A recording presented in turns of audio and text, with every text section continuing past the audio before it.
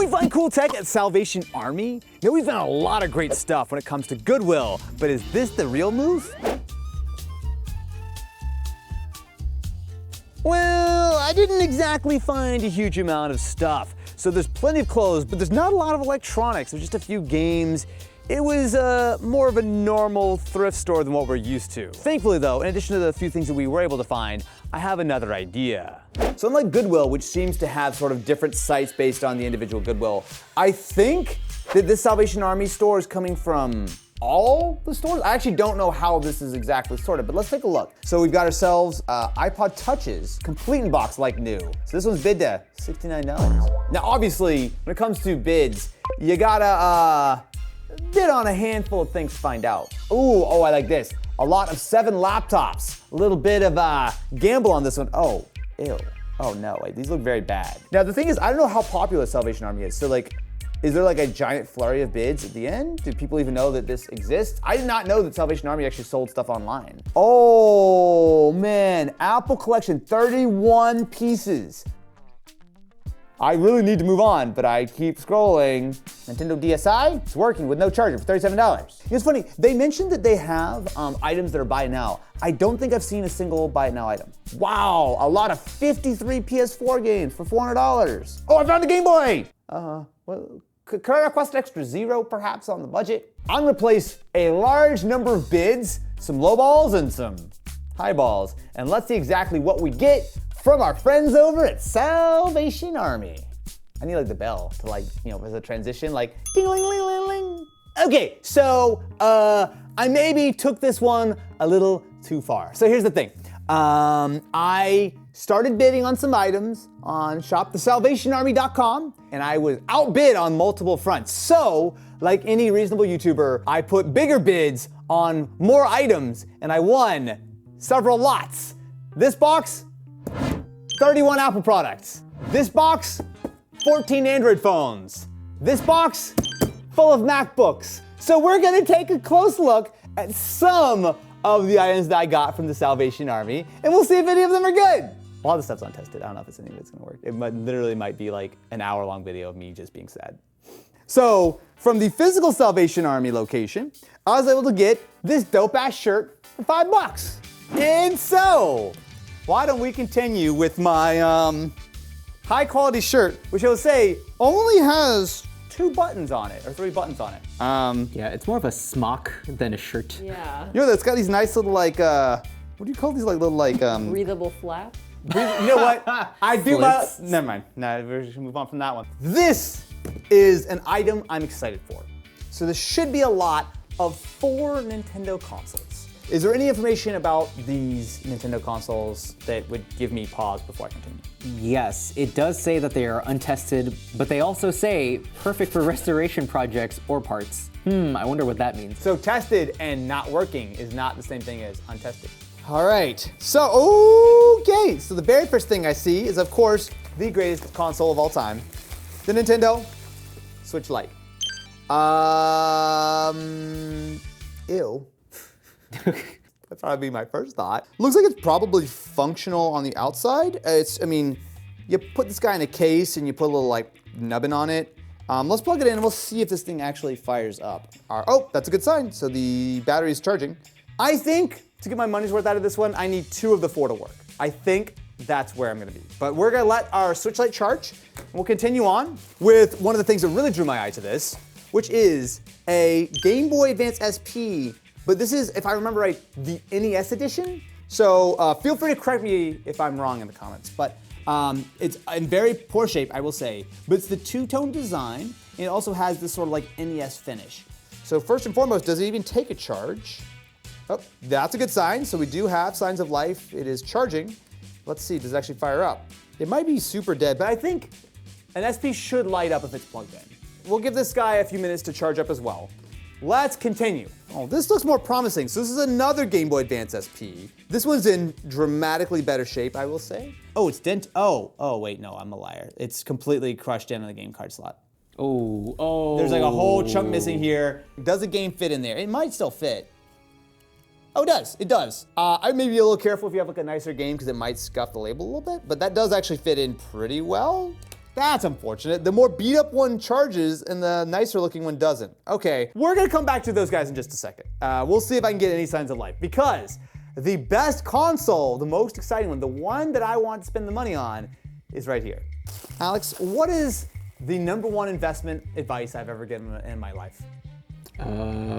Buy a DS and hold on to it forever. 3DSs are better than gold, better than silver, and this, my friend, is a new 2DS XL, and it is in good shape. I'm surprised somewhat that someone would have donated this. So if this one works, I might have paid for this whole lot, if it works. Okay, so maybe we let this one charge a little bit. No. That's a bad side. That's what I was afraid of. Let's go back and try our Switch. Hey, all right. okay. All right. And it has a bunch of, wait, it says Minecraft? Oh my God, I got copied Minecraft. Woo! Wow, they really do not test these at all. This is good though, this is good, because I bought a lot of untested things. I mean, we could say this is a functional Switch Lite, no? Screen is good. I mean, it's not in great shape. I will definitely say, not in great shape, but it came with a free copy of Minecraft. I'm gonna guess that this is probably worth about $100 or so. So we made our money back. Yeah, don't worry about the other one. Okay, I got it straight. So our Game Boy Advance SP has been charging for a minute. So I'm going to put a game in and see if it actually wants to light up for us. Here goes nothing. Is exactly what I meant to say. Here comes nothing. Here goes nothing. Doesn't work. Great. Well, let's try the other one again. Make sure it doesn't work. No, doesn't work. Okay. I really, really hope this just needed to charge, because if this doesn't work, I'm gonna be super sad. Come on, new 2DS XL. Come on. Oh, it turned red. Oh, I see the Wi-Fi light turning on. Yes! Hell yeah! Yes! Screen seems to be working, speakers. Okay. That saved us. So, okay, what is roughly this going for, considering it seems to be fully functional and in actually pretty good shape? Yeah, so the purple one that I found, I don't know if it's like comparable, but like condition-wise, but it is in like the 240 range. 240. Okay, so is it pretty fair to say that just between our two working consoles, we're in the like 350 range? 325 to 350. Yeah, I'll put a value on think- it just I to think keep so, a running yes. tally. Conservatively. Let's just say 325 conservatively. Great. Well, that's a great deal, because I paid hardly anything for all of these consoles that I aggressively outbid someone else for, right? You paid $360 plus another 10 in shipping. You see why I was so stressed about the 2DS working. Okay, so your boy maybe got a little trigger happy, okay? I was hoping that maybe one of these worked and we would have been fine. If that didn't work, I would have been totally screwed. Oh my God, your voice just... This, my friends, is a 40-pound box of Apple products. So who better to help me? Why would you do this to yourself? Because, look, out of all the things that we looked at in the ordering scene, this was the item, like, I don't care how much it cost, I'm getting this damn lot. This has a bit of everything. Like, literally, name an Apple product, it might just be in this box. Polishing cloth? Granny Smith. Okay, fine, you know what? Not every Apple product. Ken, would you give me a hand? Okay. So we just gotta, like, let's just get everything out and take a look and see what we're working with, and we will go from there. All right, item number 1 is a, I can't even tell, is this a, what even is this? All right, you're going about this a little too slow. We got a whole video to do. Oh, no. I'm gonna just. No, I'm just what are you gonna. doing? Look, how bad can it be? Oh, that was a little dangerous. Let's do this. Let's go ahead and start going through it. I'm Already? telling you. Yo. You got a trash can Look here. at this. Oh, whoa. Look at this. Oh.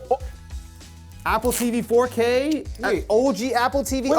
Wait. How much did you spend on this? If this We'll talk about that in a minute. If this has an Apple TV 4K, this is recent. Got some good deals, and we'll talk about the price once we tally up the values. Is that doodle? Is that, Oh, no, is that doodle? That's poop. Is that? A little closer with that one. Yeah, I'm not feeling that one, Mr. Krabs. Okay, so we got our Apple TV here. We got our crusty iPods. What about this Mac Pro? Some of these older Macs, because they're no longer supported, means that people will get rid of them, but they're still perfectly functional. This is definitely, if it actually works, which it looks like it's fine, will be a really nice pickup. How about, the iPhone list, yes. What is that? Is that an 11 Pro? No, that has to be 12. 12, yeah, 12 Pro, 13 Pro, something like that. Okay, so we have iPhone 5C, 5, 2 iPhone SEs, an iPhone 6s Plus, 2 iPhone 12s, 2 iPhone 10Rs, 4 iPhone 13s, and an iPhone 13 Pro Max, 2 pairs of AirPods, some poop-covered iPods, 3 iPads, a 2, a 3, and an Air 2, and a whole bunch of AirPorts. Okay, so considering that these are all untested, and as you can probably notice, some of them are a little bit broken, how much would you have paid for this lot of Apple products? What I would pay probably $500. Ooh, $500. interesting. Alex, how much did I pay for this lovely lot of 31 Apple products? You paid $455 plus $25 shipping. I mean, I feel like if this thing works, then that's actually good value on its own. I think if I can get the Max to work and like 2 or 3 of these iPhones, especially the 13 or 13 Pro Max or whatever, I will easily have made my money back. So we'll be right back after we have plugged in and disinfected a number of Apple products and got poop off our hands. Oh God. We got a problem. So as we've started to plug devices in, they're coming to life, and they're coming to life in a very concerning state. I think a lot of these are stolen. This iPhone 6s, for example, if I turn it on, we're gonna censor this, it is still on T-Mobile, and some dude's getting notifications. Like this is like notifications from like OfferUp and stuff, locked to the passcode. So I'm legitimately at a loss right now. 2 of the 14 iPhones have been wiped. The other 12 are all still logged into people's stuff, and 3 of those iPhones have active SIM cards still in them. Yeah. This is not fun anymore. This is like... Yep. Now it's just a big box of responsibility. Yes! God damn it! That's what I was... Okay, so I have got the 4 worst offenders here. So I've got 3 phones that all have SIM cards in them, and then 1 phone that is showing that it is locked to owner. So my first task was to go to the local police station to see if maybe they were reported as stolen or something. Police station said they don't have any record of them. So they basically said the best thing to do is to contact the carriers because they agreed it's pretty suspicious for phones to, you know, have SIM cards in them and active phone numbers that got dropped off at Salvation Army. So I guess our next step then is this phone right here shows it's on T-Mobile. So I guess let's take it to a T-Mobile store and see if they want to help us. So took the 2 phones that are on T-Mobile to a T-Mobile store. They were able to get a SIM card out. I'm like, oh, we'll shred it. But they also were like, we don't know how to contact people. So they're basically like, well, try to factory reset it or something. But they weren't helpful in trying to find who actually owns the phones. So I guess I feel good that like at least the SIM card is disposed of. This doesn't really solve my problem though. So that didn't work. The police couldn't help, T-Mobile could only shred a couple of SIM cards, and that was pretty much the end of the road for getting any official help. So I spent the last couple of days trying to reach the actual owners by myself. Now, a few of the phones did have emergency SOS contact info visible, and some of them had phone numbers available in like the notification preview, so I've been contacting every phone number I could find. And I got 1 response, literally, just 1. Now, they did give me the first name of the person who owned the phone, but that was pretty much it. They had no other way of contacting them, no last name, nothing. Really just a dead end. After a couple of days of keeping these phones on, hoping that someone would call themselves or maybe I'd think of another approach, I couldn't help but start to realize that some of these phones were almost certainly broadcasting their location, which means that for the last few days, I've been accidentally doxing myself as a person who is in possession of these potentially stolen devices. So I have turned them all off, and I'm gonna stuff them in a microwave. Not to microwave them, to keep them from reporting home. Oh, and I almost forgot. Then there's this phone. So when I was doing the initial unboxing with Ken, I thought this was an iPhone 13, but it's actually an iPhone 15. And the reason that matters is that unlike the other phones, which have physical SIM cards that I can take out and shred, this has an eSIM, which you can't do anything about.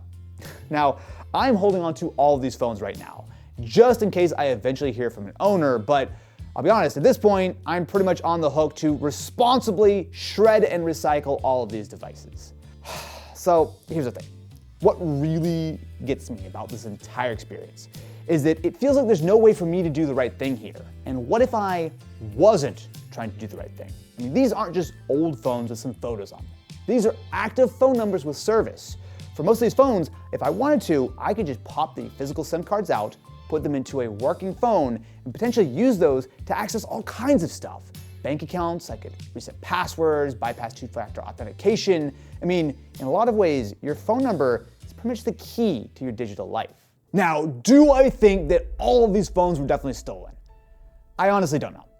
Maybe, just maybe, someone dropped off an iPhone 15 at Salvation Army and just forgot that they hadn't transferred their phone number yet. Or maybe they haven't gotten around to canceling the bill, or maybe they just had a giant pile of stuff and they didn't care or whatever. It's impossible to know where these things came from. But the fact that I have 3 phones with active service, phones that are still receiving texts, notifications, it's a lot of maybes. But what I do know is that somewhere between the donation, the sorting, the listing, and shipping these devices out, nobody at Salvation Army checked.